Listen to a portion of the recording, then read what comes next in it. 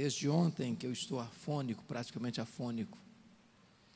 Já há mais de um ano que eu não tinha esse problema de afonia. E eu vou procurar dosar bastante a minha voz para poder terminar essa mensagem e, se Deus permitir, amanhã também partilhar com vocês. Abra sua Bíblia comigo, por gentileza, no segundo livro dos Reis. Segundo livro dos Reis, capítulo 20.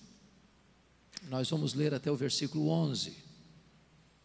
E eu quero, de certa forma, reverendo Roberto, seguir a mesma toada que o senhor já nos introduziu nesta noite.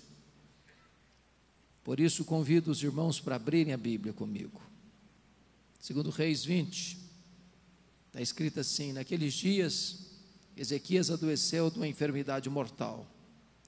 Veio ter com ele o profeta Isaías, filho de Amós, e lhe disse: assim diz o Senhor, põe em ordem a tua casa, porque morrerás e não viverás.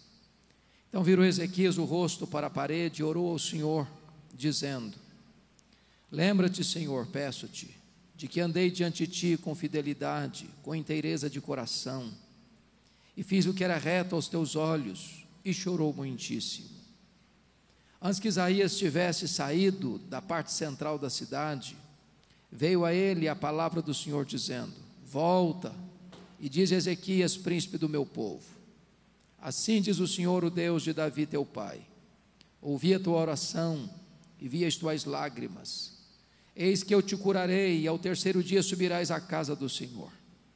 Acrescentarei aos teus dias 15 anos, e das mãos do rei da Síria te livrarei, a ti e a esta cidade.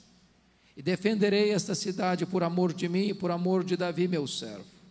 Disse mais Isaías: tomai uma pasta de figos. Tomaram-na e a puseram sobre a úlcera, e ele recuperou a saúde. Ezequias disse a Isaías: qual será o sinal de que o Senhor me curará, e de que ao terceiro dia subirei à casa do Senhor? Respondeu Isaías: ser-te-á isto da parte do Senhor como sinal de que ele cumprirá a palavra que disse: adiantar-se-á a sombra 10 graus ou retrocederá? Então disse Ezequias: é fácil que a sombra adiante 10 graus, tal porém não aconteça, antes retroceda 10 graus. Então o profeta Isaías clamou ao Senhor, e fez retroceder 10 graus a sombra lançada pelo sol declinante, o relógio de Acaz. Eu quero conversar um pouco com vocês sobre o tema investindo nas futuras gerações. Investindo nas futuras gerações. A Bíblia nos informa que Ezequias começou a reinar com 25 anos e que ele reinou 29 anos. Logo, ele viveu 54 anos. Ele era filho de Acaz, um dos mais perversos reis de Judá. Um homem idólatra, um homem assassino, um homem que transtornou a cidade de Jerusalém, um homem que encheu a casa de Deus de imagens de ídolos pagãos, que fechou a casa de Deus, um homem que queimou seu próprio filho a deuses pagãos. Este homem foi uma das figuras mais hediondas que governou o reino de Judá. E curiosamente, seu filho, Ezequias, é um homem piedoso, que escolheu viver um outro caminho,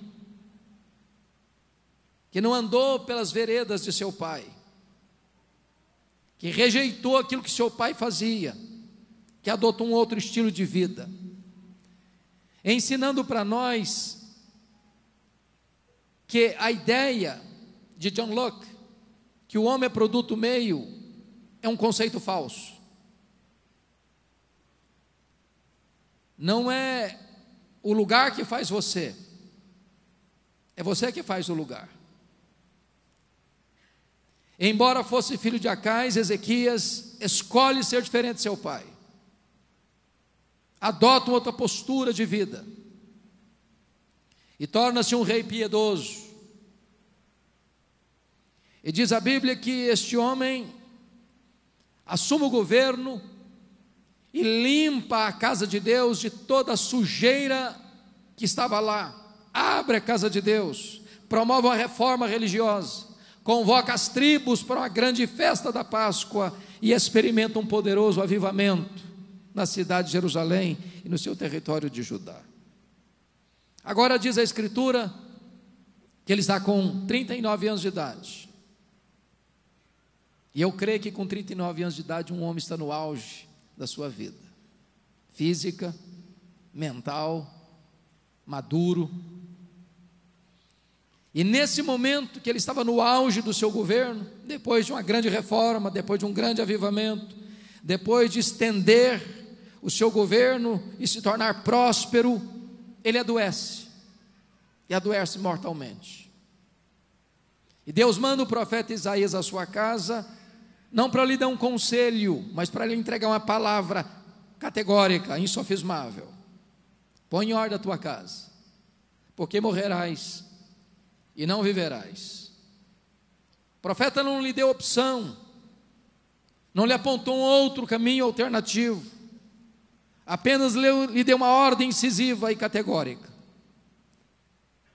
E diz a Escritura que Isaías dá a mensagem, sai do palácio, e o rei só tem uma parede, e para a parede ele se volta, e ele ora, e ele chora abundantemente diante de Deus. E diz a Bíblia que Deus responde a sua oração rápido. E o profeta não tinha saído da cidade ainda, quando Deus disse: volta lá. E diz a Isaías que eu ouvi a sua oração, que eu vi suas lágrimas, que eu o curarei. Ao terceiro dia ele subirá à casa de Deus, e eu livrarei também Jerusalém das mãos da Síria, o império que já esboçava atacar implacavelmente Jerusalém. Quando o profeta Isaías chega e comunica a ele esse fato, o rei pergunta: que sinal Deus me dá de que ele vai me curar, de que eu vou subir ao terceiro dia à casa de Deus? E o profeta pergunta: o que você quer? Que a sombra do relógio de Acais adiante 10 graus ou retroceda 10 graus? E o rei pensou: bom, já que Deus vai fazer um milagre, que faça um milagre maior, porque andar para frente é o caminho natural de todo relógio. Agora, dar marcha ré não é comum de um relógio. Então, que retroceda 10 graus. E Deus intervém ou interfere na órbita do universo para responder à oração do rei Ezequias. Um grande milagre, um fato extraordinário e insólito. A grande pergunta é: como é que Ezequias reagiu a esse milagre?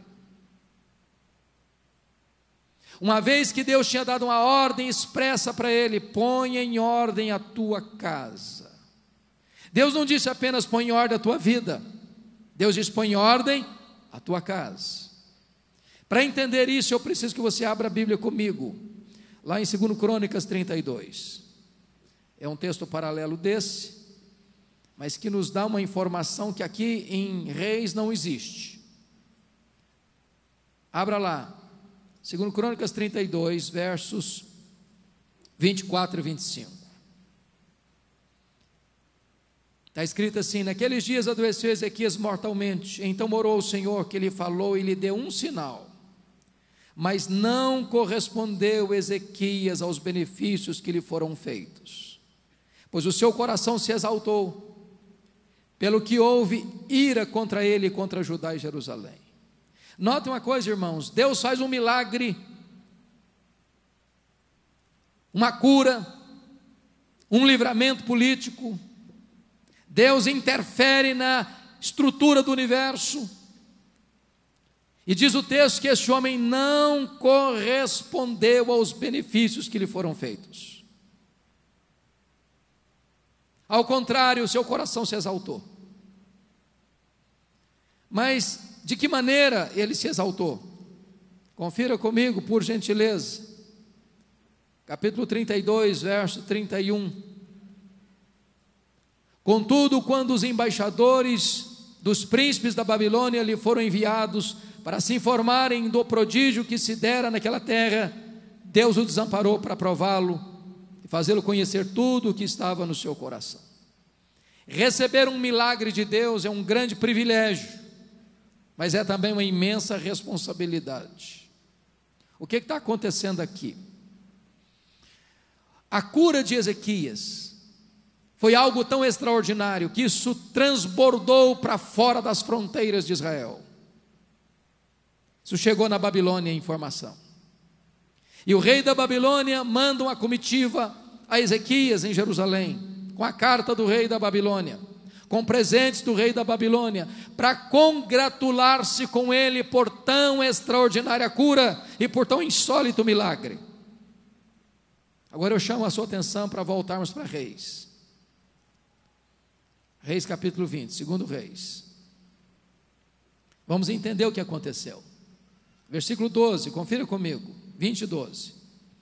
Nesse tempo, Merodach-Baladã, filho de Baladã, rei da Babilônia, enviou cartas e um presente a Ezequias, porque soube que estivera doente. Notem vocês que esta é uma visita de cortesia, diplomática. Agora vamos ver a postura de Ezequias ao receber aquela comitiva da Babilônia. Versículo 13. Ezequias se agradou dos mensageiros e lhes mostrou toda a casa do seu tesouro, a prata, o ouro, as especiarias, os óleos finos, o seu arsenal e tudo quanto se achava nos seus tesouros. Nenhuma coisa houve, nem em sua casa, nem em todo o seu domínio, que Ezequias não lhes mostrasse. Percebe o que está acontecendo aqui? Ezequias mostra para os emissários da Babilônia quão grande ele é, quão rico ele é, quão poderoso ele é, quão magnificente ele é, quão majestoso é o seu reino, quanta riqueza ele possui. Ele se engrandeceu. Em vez de ele aproveitar o momento para dar a glória a Deus pelo milagre da sua cura, ele se engrandece, ele se exalta, ele se promove, ele revela quão majestoso ele é. Mas como é que Deus reage a isso? Veja você o versículo 14. Deus envia o profeta Isaías a ele. Então Isaías o profeta veio ao rei. Ezequias lhe disse: que foi que aqueles homens disseram? E de onde vieram a ti? Respondeu Ezequias: de uma terra longínqua, vieram da Babilônia. Verso 15, perguntou ele: que viram em tua casa? Respondeu Ezequias: viram tudo quanto há em minha casa, coisa nenhuma há nos meus tesouros que eu não lhes mostrasse. Agora vamos ver a palavra que Deus tem para Ezequias, por meio do profeta Isaías. Confira aí versículo de número 16. Então disse Isaías a Ezequias: ouve a palavra do Senhor. Eis que virão dizem que tudo quanto houve em tua casa, com o que entesouraram teus pais até o dia de hoje, será levado para a Babilônia, não ficará coisa alguma, disse o Senhor. Deus está dizendo para o rei o seguinte: você se engrandeceu da sua riqueza, do seu ouro, da magnificência do seu palácio, pois haverá dias que este mesmo povo virá e saqueará tudo, o que você ajuntou, o que os seus pais antes de você ajuntaram, tudo isso vai ser levado para a Babilônia, porque você não deu glória a Deus, porque você se engrandeceu. Mas isso não era o pior, não. Confira comigo o versículo 18. Dos teus próprios filhos que tu gerares, tomarão para que sejam eunucos no palácio do rei da Babilônia. Sabe o que Deus está dizendo para ele? Os filhos que você gerar vão se tornar escravos. Mais do que isso, eles vão ser castrados, eles vão se tornar eunucos, não vai ter descendência. Eu vou interromper a sua geração. Você quer uma tragédia maior que essa? Tragédia financeira, tragédia familiar. Porque em vez desse homem cumprir a única ordem que Deus lhe deu, ponha em ordem a tua casa, ele se engrandeceu. Mas sabe o que me choca? A reação de Ezequias a essa palavra de Deus. Olha comigo o verso 19.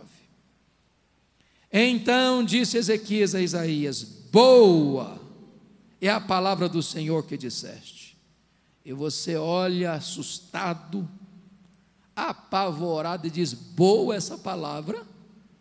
Você está ficando louco? Você perdeu o juízo?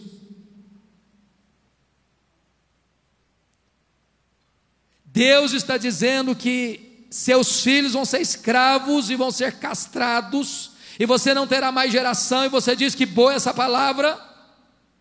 Você ficou louco? Mas por que ele diz que boa essa palavra? Ele responde: pois pensava, haverá paz e segurança em meus dias. Sabe o que Ezequias está dizendo? Quando isso aconteceu, eu não estou vivo mais.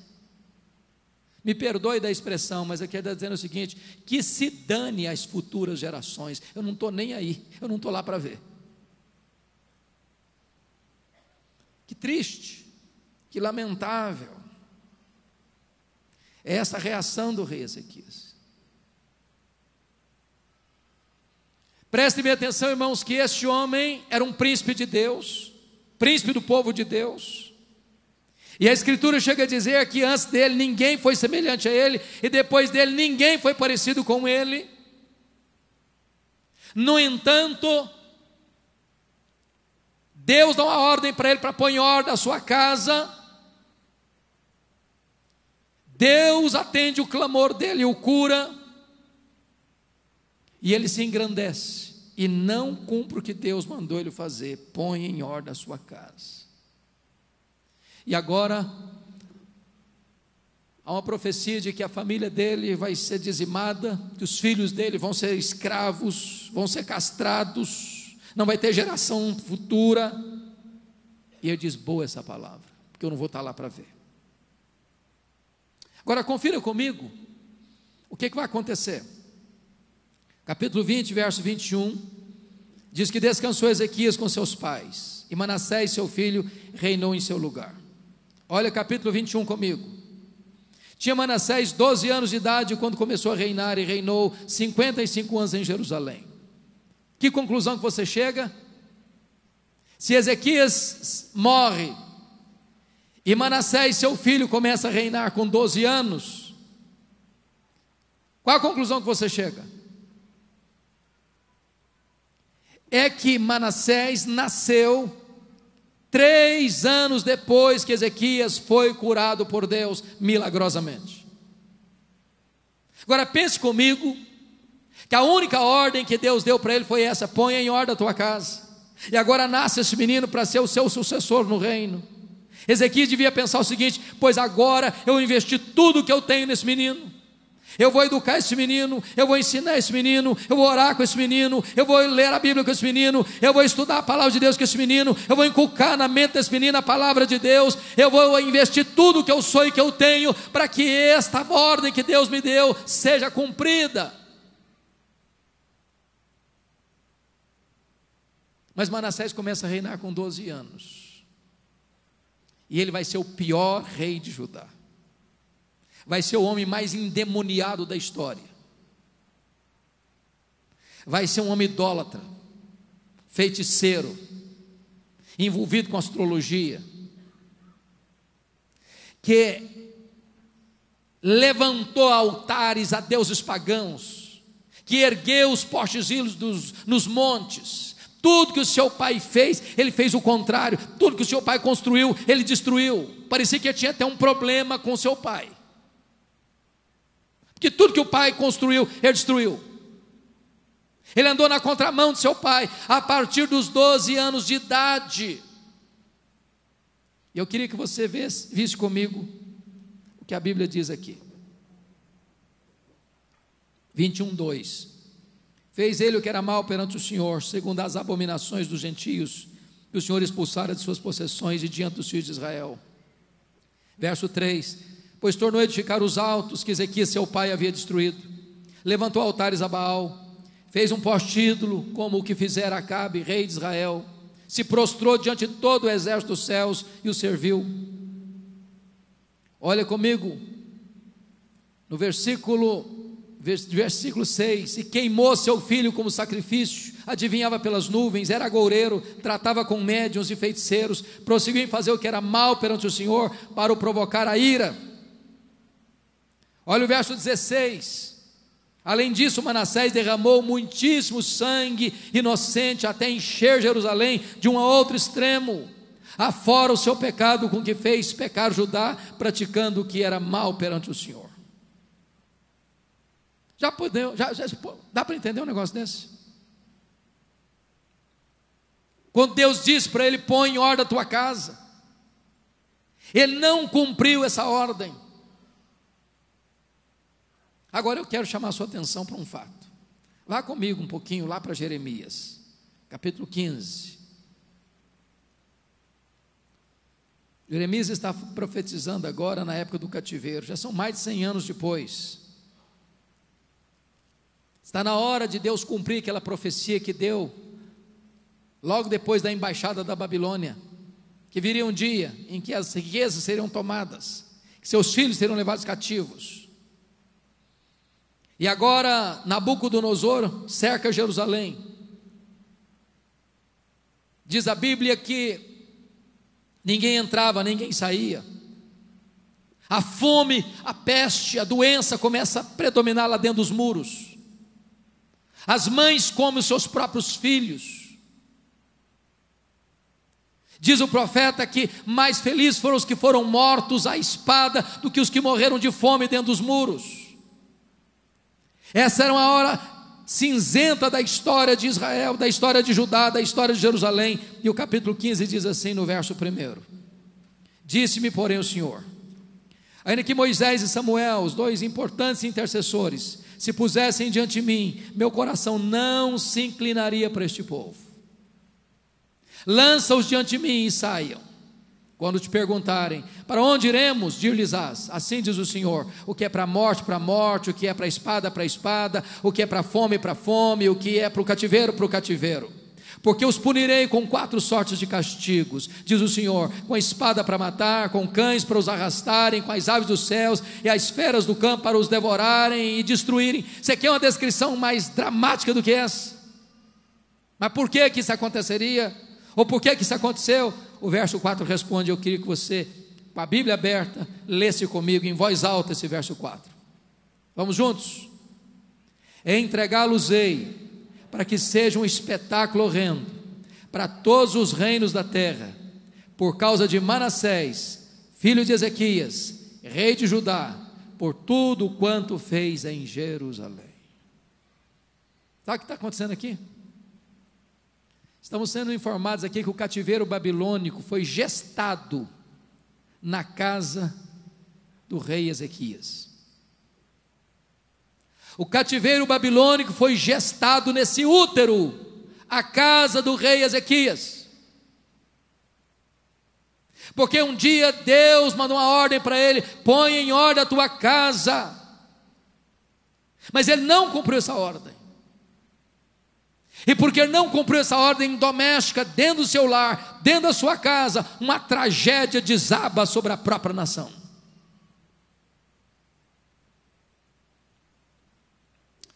Irmãos queridos, alguém disse que Davi ganhou o mundo e perdeu a sua família. Alguém disse que Noé perdeu o mundo, mas salvou a sua família. Quem sabe o projeto de Deus seja que Deus use-nos e a nossa família para levar salvação ao mundo. Quando eu olho a Bíblia, eu vejo que cada pessoa teve um chamado, uma vocação muito específica de Deus. Por exemplo, eu olho o propósito de Deus na vida de Moisés: tirou o povo da escravidão do Egito. Propósito de Deus na vida de Josué: introduziu o povo na terra da promessa.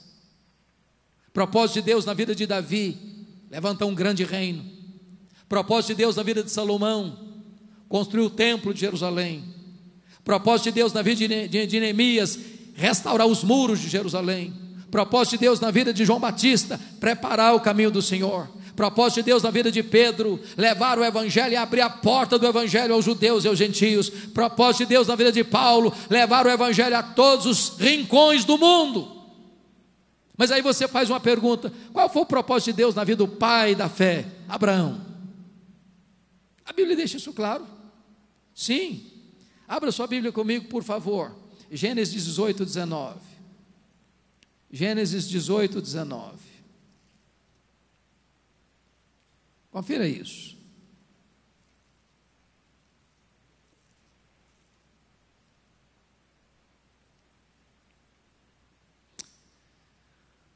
Gênesis 18, versículo 18 a 19 diz assim: visto que Abraão certamente virá a ser uma grande e poderosa nação, e nele serão benditas todas as famílias da terra, porque eu o escolhi para que ordene a seus filhos e a sua casa depois dele, a fim de que guardem o caminho do Senhor, pratiquem a justiça e o juízo, para que o Senhor faça vir sobre Abraão o que tem falado a seu respeito. Notem isso, eu escolhi para quê? Olha o propósito aí, para quê?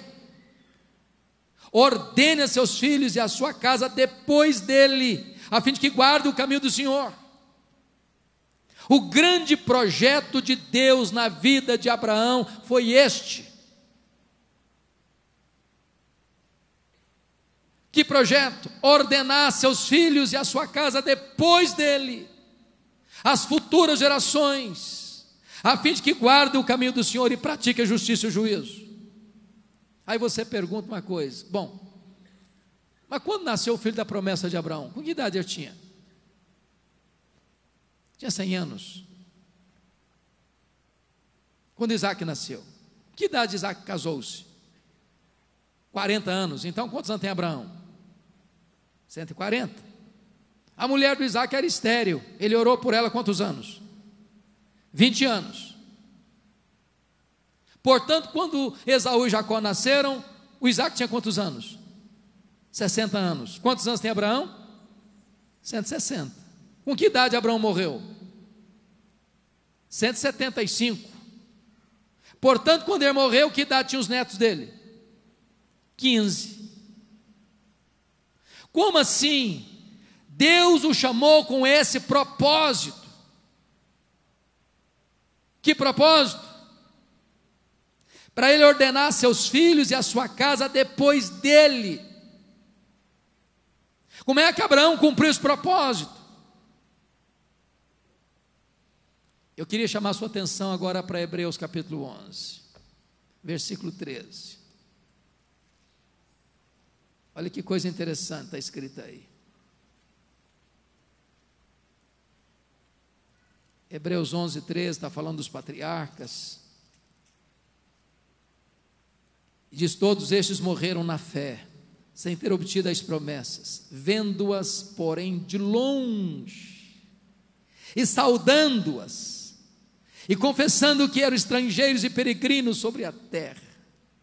A sensação que eu tenho é que Abraão olha para frente, para as dobras do futuro, e vê os filhos, e os filhos dos filhos, e os netos, e os bisnetos, e a quinta, e a 10ª, e a 20ª geração, e olhando para você e para mim, filhos de Abraão, que não tem o sangue de Abraão correndo nas veias, mas tem a fé de Abraão habitando no coração, e ele saúda essas promessas, como que dizendo: eu quero, eu anseio, eu desejo que a minha geração, que as futuras gerações andem com Deus, conheçam a Deus, vivam na presença de Deus, glorifiquem a Deus e conheçam os caminhos de Deus. O que esse texto está dizendo é que você e eu precisamos ter esse compromisso com Deus, que os nossos filhos, que os nossos netos, que os nossos bisnetos, que a 3ª, que a 5ª, que a 10ª geração, se Jesus voltar antes, elas andem com Deus, conheçam a Deus e vivam para a glória de Deus.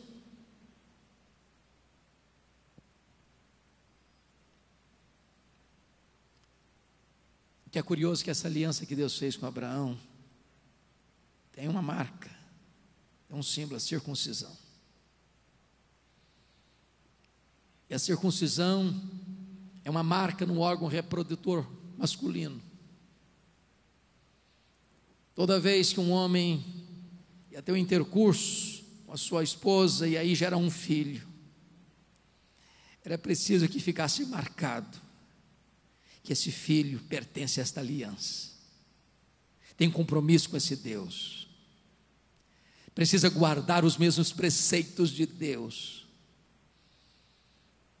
E aqui, amados irmãos, é um desafio para mim e para você. O pastor Roberto já pontuou tão bem. Não basta você e eu andarmos com Deus, nossos filhos também precisam andar com Deus. não está pronto para morrer, que ainda não colocou sua casa em ordem. O nosso ministério precisa começar dentro da nossa casa.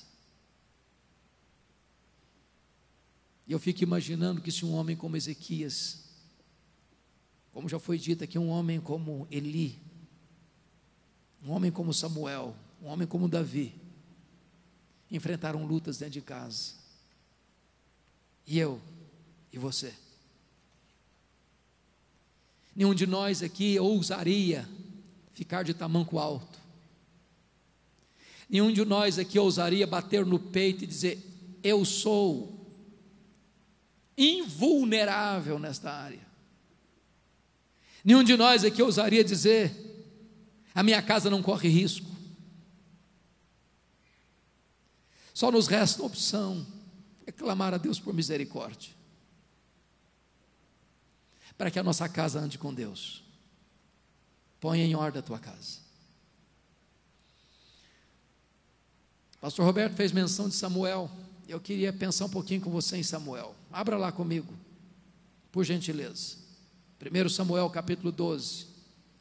Samuel está prestando um relatório, fazendo uma prestação de contas ao seu povo, no final da sua vida.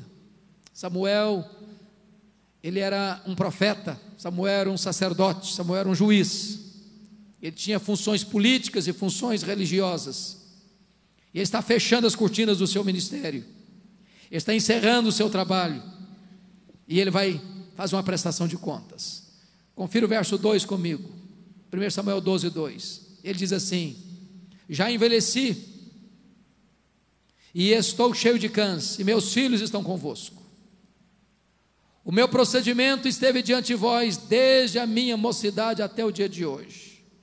Ele é um líder, e líder precisa ter uma vida coerente, consistente, do começo ao fim. Desde os dias da minha mocidade até hoje. Verso 3: eis-me aqui, testemunhai contra mim, perante o Senhor, e perante o seu ungido, de quem tomei o boi, de quem tomei o jumento, a quem defraudei, a quem oprimi, das mãos de quem aceitei suborno, para encobrir com ele os meus olhos, e vou-lo restituirei. Ele está dizendo o seguinte: eu fui juiz, eu ocupei uma função política, administrativa. Provem aí que eu defraudei alguém, que eu roubei de alguém, que eu recebi propina de alguém, que eu me envolvi em negócios ilícitos para me enriquecer. Provem e eu devolverei. E eu fico imaginando se os nossos políticos de Brasília pudessem fazer uma prestação de contas assim. Olha o que o povo responde para ele, versículo 4: então responderam: em nada nos defraudaste, nem nos oprimiste, nem tomaste coisa alguma das mãos de ninguém. Versículo 5: e ele lhes disse: o Senhor é testemunha contra vós outros, e o seu ungido é hoje testemunha de que nada tens achado nas minhas mãos. E o povo confirmou: Deus é testemunha, íntegro, transparente, honesto, probo, irrepreensível. E você diz: meu Deus, é assim que eu quero encerrar o meu ministério, é assim que eu quero fechar as cortinas da minha vida, é assim que eu quero concluir o meu pastorado. Entretanto, porém, todavia, há um senão. Volta os olhos comigo para o capítulo 8 agora. Capítulo 8. Notem vocês que no capítulo 12 é Samuel dando uma prestação de contas para o povo. Agora é o povo vindo a Samuel para cobrar dele algumas coisas. Capítulo 8: tendo Samuel envelhecido, constituiu seus filhos por juízes sobre Israel. Para um pouquinho. Para um pouquinho. O que é que tem de estranho aí? Os juízes eram levantados por Deus, não constituídos por homens. Está sentindo cheiro de nepotismo aí? cheio de nepotismo. Samuel faz o que não devia ter feito. Não consta na Bíblia que Deus chamou os filhos dele. Ele constitui os filhos. Olha o verso 3. Porém seus filhos não andaram pelos caminhos dele, antes se inclinaram à avareza e aceitaram subornos e perverteram o direito. Agora, nota uma coisa: os filhos de Samuel são exatamente o contrário dele, porque o ponto forte de Samuel qual foi? Integridade. Não roubei de ninguém, não tomei boi de ninguém, não aceitei suborno de ninguém, não corrompi minha consciência por causa de dinheiro, não vendi meu ministério para ter lucro. Esse foi o ponto forte do testemunho de Samuel diante do povo. Mas exatamente o seu ponto forte foi o ponto vulnerável dos seus filhos. E eu fico imaginando essa cena. Eu acho que a casa de Samuel devia ser um lugar tinha muita transação de dinheiro. E os meninos vinham lidando com tanto dinheiro e eles viviam numa magrela. Não é possível, papai não usufrui nada disso, a gente não curte nada disso. No dia que a gente assumir esse negócio aqui, com a gente vai ser diferente. Olha o que o povo vai dizer para Samuel no verso 4. Então os anciãos, todos de Israel, quantos anciãos? Todos, não foi uma comitiva não, todos os anciãos de Israel, não era a opinião de um grupo não, era a posição de todos, se congregaram e vieram a Samuel a Ramá e lhe disseram: vê, já estás velho, teus filhos não andam pelos teus caminhos, constitui-nos, pois, agora um rei sobre nós, para que nos governe, como tem todas as nações. Notem vocês uma coisa, o povo está dizendo assim para Samuel: Samuel, você está com o pé na cova, meu filho, está com o pé na cova. O negócio é o seguinte, Samuel, se você vivesse entre nós mais 50 anos, estávamos fechados com você. Você é um cara íntegro, você é um homem honesto, você andou com Deus, só que você está com o pé na cova, filho. Você está aí, já dobrando o cabo das tormentas. E com seus filhos a gente não fecha não. Seus filhos são outra conversa. Com eles não dá para fechar. Então faz o seguinte, meu filho, antes de você morrer, constitui-nos um rei, à semelhança das nações vizinhas. Que sob o governo dos seus filhos, nós não queremos ficar. Conclusão. Sabe onde nasceu a monarquia em Israel? Sabe qual foi o ventre onde foi gerada a monarquia em Israel? A casa de Samuel. Se o cativeiro da Babilônica foi gestado na casa de Ezequias, a monarquia em Israel foi gestada na casa de Samuel.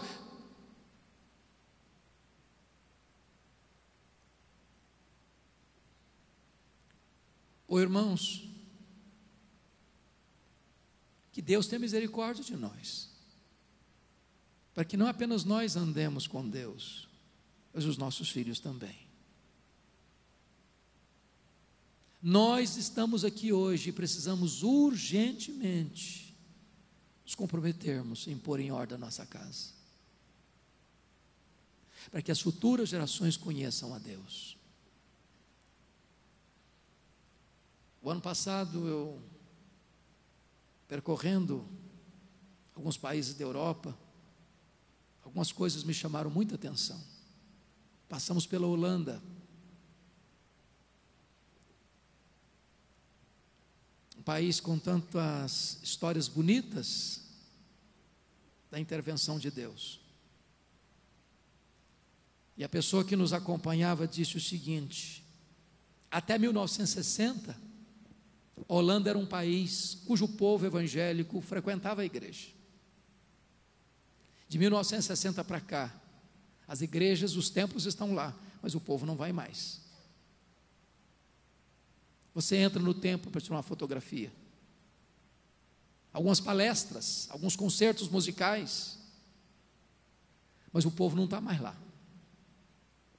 E ela disse algo que me chocou: a Holanda perdeu, a igreja da Holanda perdeu o seu povo numa única geração, uma única geração.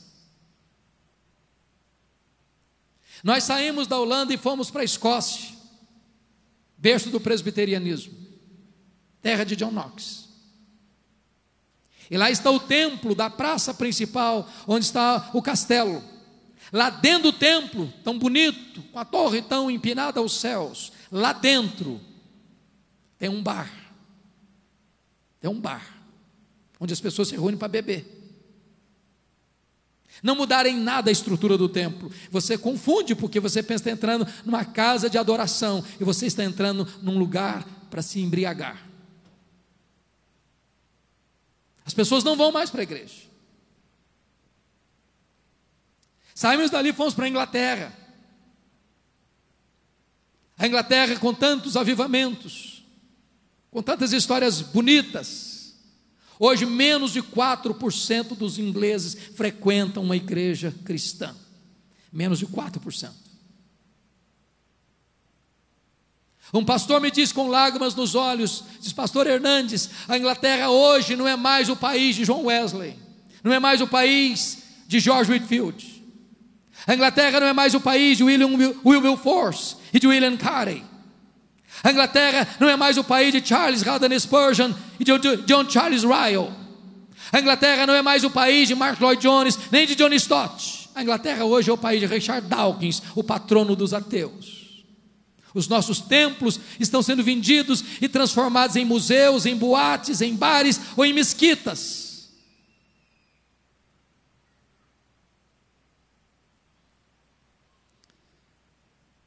Isso choca o meu coração. Porque se nós não tomarmos cuidado, esta pode ser uma realidade do nosso país. Põe em ordem a tua casa. E eu quero concluir lendo alguns versículos que vocês conhecem muito bem, e eu acho que nenhum dos nossos preletores aqui tem a pretensão de trazer coisa nova para esse encontro. Eu acho que todos nós estamos aqui hoje com o compromisso de recordar a nós mesmos o que nós já conhecemos, para reacender essa chama. Então, veja comigo Deuteronômio 6. Eu sei que você sabe, mas é bom recordar. Versículo 4: ouve Israel, o Senhor nosso Deus é o único Senhor. Amarás, pois, o Senhor teu Deus de todo o teu coração, de toda a tua alma e de toda a tua força. Essas palavras que hoje te ordeno estarão no teu coração, e tu as inculcarás a teus filhos, e delas falarás em tua casa, andando pelo caminho, e ao deitar-te, e ao levantar-te. Também as atarás como sinal na tua mão, e te serão por frontal entre os olhos, e as escreverás nos umbrais da tua casa e nas tuas portas. Em outras palavras, o que Moisés está dizendo é o seguinte: eu não posso inculcar na cabeça do meu filho, se essa verdade não estiver habitando plenamente no meu coração. Não é de cabeça para cabeça, é do coração para a cabeça.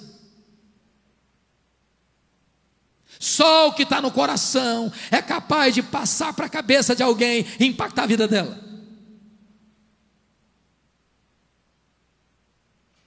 Nossos filhos veem muito mais a nossa vida do que escutam as nossas palavras.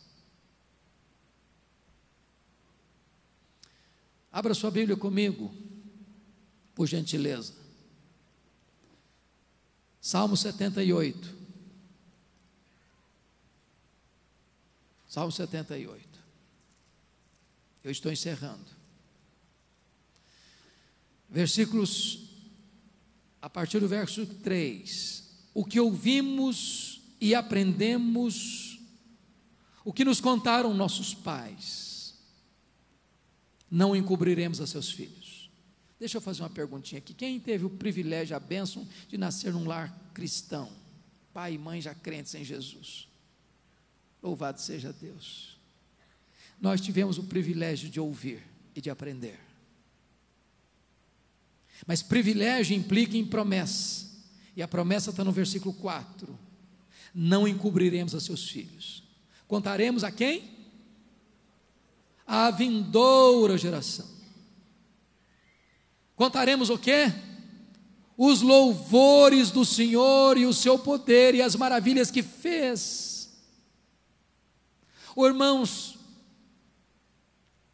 quantas vezes você se lembra ter feito já nesse ano, chamar a sua família ao redor da mesa, bater um bom papo e contar as maravilhas que Deus fez?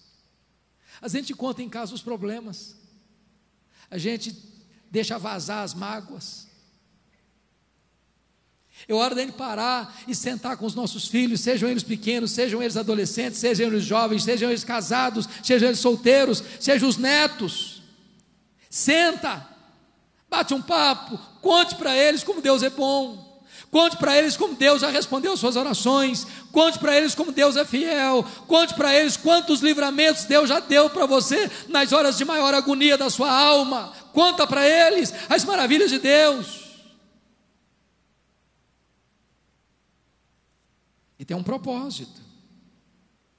Olha o propósito aí, versículo 6. A fim de que a nova geração os conhecesse.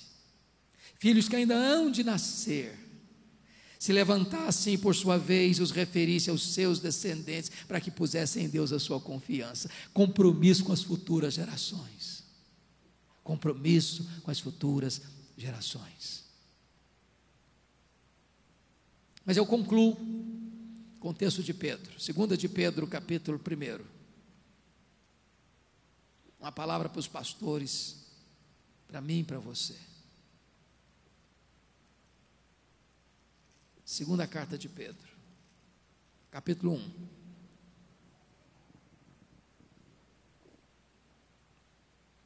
Pedro está aqui também se despedindo, está com o pé na cova, está encerrando o ministério. E ele está dando um testemunho aqui. Versículo 12: por esta razão, sempre estarei pronto. O cara está velho, está pertinho de morrer, mas ele diz: sempre estarei pronto. Pronto para quê? Para trazer-vos lembrados acerca dessas coisas, embora estejais certos da verdade já presente convosco e nela confirmados. Em outras palavras, irmãos, vocês sabem disso, vocês creem nisso, mas eu estou trazendo de novo, estou pregando outra vez. Não quero fazer do meu púlpito uma agência de novidades. Eu estou pregando o antigo evangelho, o velho evangelho, o único evangelho. Eu estou trazendo de novo para vocês essas mesmas verdades.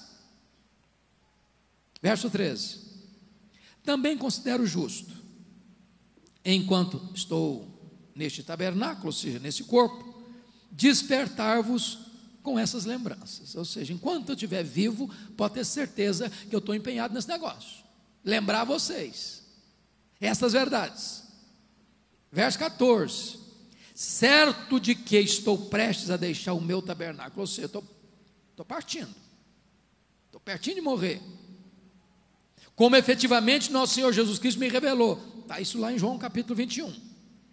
Agora veja a decisão dele: mas de minha parte esforçar-me-ei. Ô irmãos, eu estou falando de um pastor, se fosse hoje na igreja presbiteriana, um pastor já jubilado. Mas de minha parte esforçar-me-ei. De que maneira? Diligentemente. Sabe o que é um negócio diligente? Feito com cuidado, com zelo. Esforçar-me-ei diligentemente, por fazer que? A todo tempo, não em algum tempo não, a todo tempo, mesmo depois da minha partida, ou seja, mesmo depois que eu morrer, vocês conservem lembrança de tudo. Queridos pastores, nosso ministério não vai acabar quando Deus nos chamar para a sua presença. Pedro está dizendo: meu ministério não vai acabar não, eu vou morrer, mas meu ministério vai continuar, porque a minha devoção, empenho e compromisso é que depois que eu morrer, ainda vocês conservem na memória de vocês tudo aquilo que eu ensinei para vocês. Pode ter certeza, Evandro, o seu ministério não vai acabar no dia que Deus te chamar.